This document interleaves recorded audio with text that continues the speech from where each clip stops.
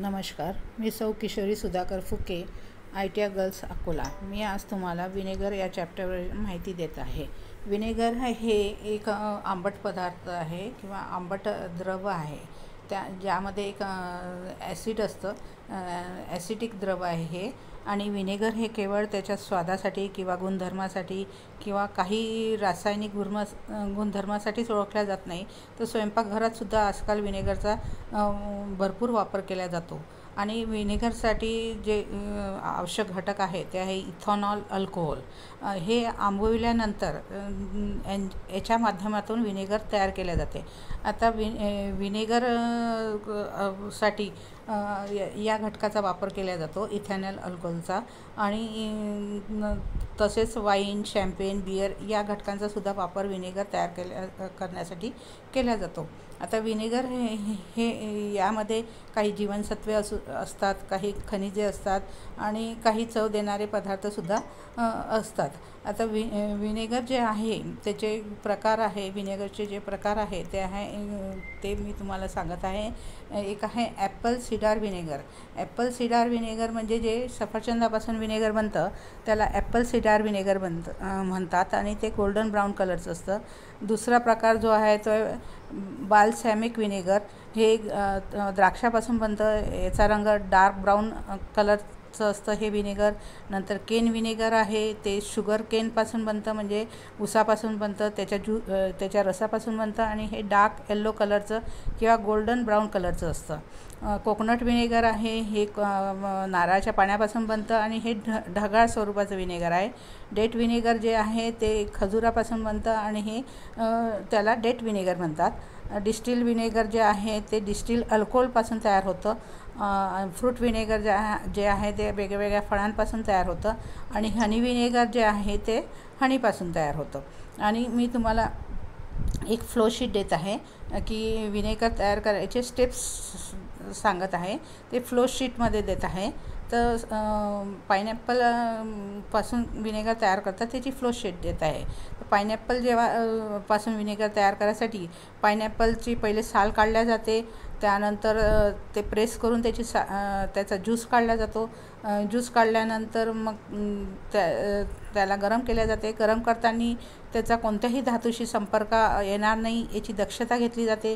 त्याच्यानंतर juice concentrate केला जातो 20 डिग्री ब्रिक्सवर। त्याच्यानंतर त्यामध्ये काही अल्कोहोल म्हणजे तयार होतं, फर्मेंटेशन या प्रक्रियेने अल्कोहोल तयार होतं आणि अल्कोहोल तयार झाल्यानंतर मग त्याचं रूपांतर वाईनमध्ये होतं आणि मग या वाईनला परत फर्मेंटेशन केले जाते। मग ते ॲसिडिक फर्मेंटेशन, त्याच्यात ॲसिडिक फर्मेंटेशन होतं आणि मग विनेगर तयार होतं।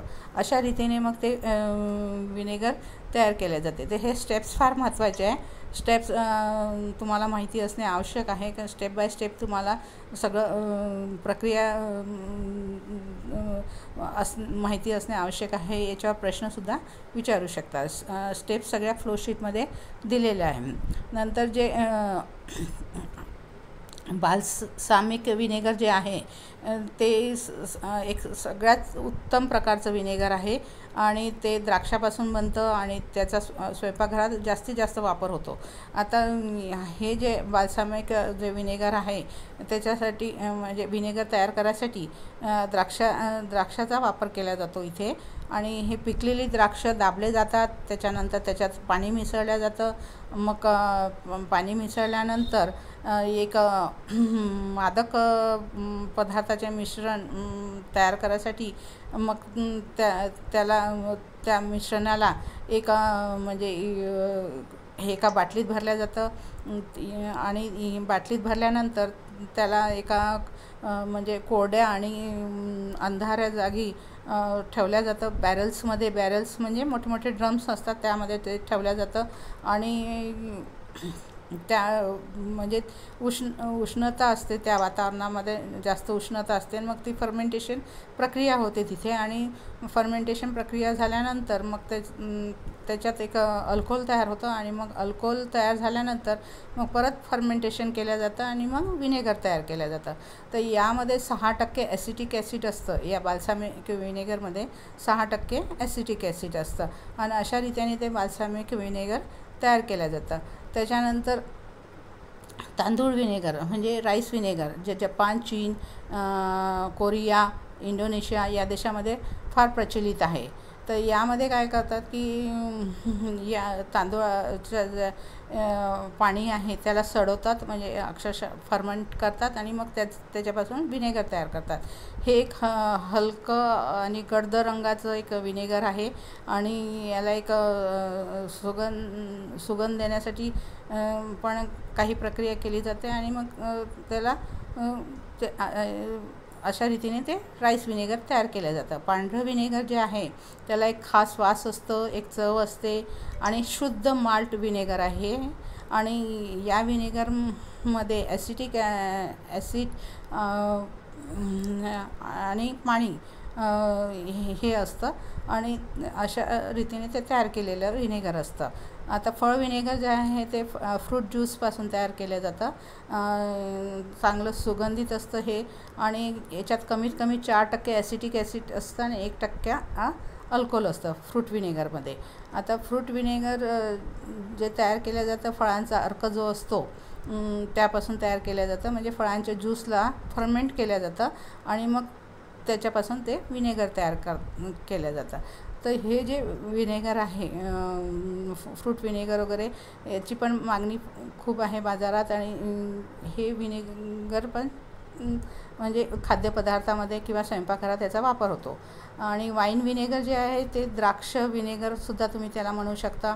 या विनेगरमध्ये 6% ॲसिटिक ॲसिड कमीत कमी 6% ॲसिटिक ॲसिड असायला हवं आणि त्यात काही म्हणजे किनव असतात की ज्याच्यामुळे तो द्राक्षाचा जो ज्यूस आहे तो फर्मेंट होतो आणि मग त्यापासून ते विनेगर तयार होतं.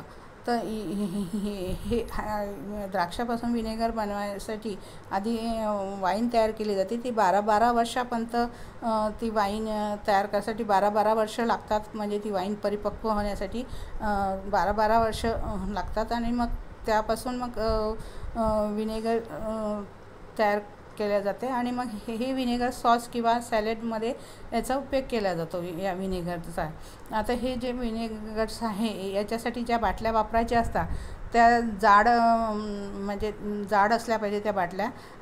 काही विनेगर घरगुती पद्धतीने जर बनवायचं असेल तर बाटल्यांचा उपयोग केला जातो. बाटल्या जाड असायला हव्या. त्यानंतर जाड कापडांचा वापर केला जातो, म्हणजे त्या बाटलीत रस भरल्या जातं आणि त्या रस भरल्यानंतर त्या बाटलीला कापड गुंडाळला जातो. तो जाड असायला हवा, रबर बँडनी तो कापड असा गुंडाळला जातो आणि मग 1.5 महिन्यापर्यंत तो रस जो आहे तो फर्मेंट करायसाठी ठेवतात आणि मग एक त्यामध्ये फर्मेंटेशन प्रक्रिया झाल्यानंतर विनेगर जेव्हा तयार होते ते मग ते विनेगर एक स्वतंत्र कंटेनरमध्ये ठेवल्या जाते आणि मग एका प्रति लिटर म्हणजे याला प्रति लिटर रसाला म्हणजे 50 ते 100 ग्रॅम मध घालून एक उष्ण जागेवर ठेवल्या जाते आणि एका उष्ण खोलीत ठेवल्या जाते आणि 14 दिवस मग ते फर्मेंटेशन प्रक्रिया केल्या जाते त्याच्यावर आणि मग त्याच्यानंतर ते विनेगर तयार होतं आणि अशा रीतीने हे विनेगर मग बाटलीत भरून साठविल्या जाते. आता समजा सफरचंदाचं विनेगर तुम्हाला करायचं असेल तर 1 लिटर सफरचंदाच्या ज्यूससाठी तुम्हाला 50 ग्रॅम साखर लागेल आणि आंबट जर सफरचंद असेल तर त्यामध्ये 100 ग्रॅम साखराची तुम्हाला गरज लागेल तर फळाचा ज्यूस फर्मेंट करायसाठी. आणि एक ब्रेडचा तुकडा त्यात टाकतात ज्याच्यामुळे ती फर्मेंटेशन प्रक्रिया होते. साखर, ब्रेड आणि ज्यूस हे एकत्रित करून एका बाटलीत साठवल्या जाते आणि बाटलीत साठवल्यानंतर म्हणजे एका उष्ण जागेवर ठेवल्या जाते ती बॉटल चांगली कपड्याने बांधून आणि मग ते उष्ण जागेवर 1.5 महिन्यानंतर ठेवल्यानंतर फर्मेंटेशन प्रक्रिया होते आणि त्याच्यानंतर मग त्यापासून विनेगर तयार करतात. तर अशा रीतीने मग विनेगर घरगुती पद्धतीने सुद्धा तयार केला जातो. मग हे जे विनेगर आहे हे विनेगर जे आहे ते पदार्थाला चव देण्यासाठी किंवा पदार्थाला ड्रेसिंग करण्यासाठी याचा वापर केला जातो या विनेगरचा. आणि जेव्हा तुम्हाला ॲसिड पासून विनेगर तयार करायचं असेल तर विनेगरमध्ये कमीत कमी 95% पाणी असायला हवं. आणि विनेगर समजा अल्कोहोलपासून तयार करायचं असेल तर तुम्हाला मग त्यात 95% पाणी घ्यावं लागेल, 5% ग्लेशियल ॲसिटिक ॲसिड घ्यावं लागेल. आणि मग हे ग्लेशियल ॲसिटिक ॲसिड आणि पाणी याचं मिश्रण तुम्हाला एका लाकडी याच्या भांड्यात ठेवावं लागेल आणि सतत ते हलवत राहावं लागेल. याच्यामध्ये चमच्याचा जो उपयोग होतो तो लाकडी चमच्याचा किंवा प्लॅस्टिक चमच्याचाच उपयोग होतो. आणि मग अशा रीतीने ते विनेगर तयार केले जाते.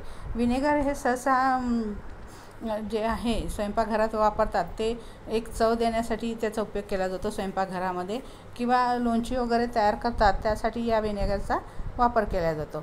तर विनेगर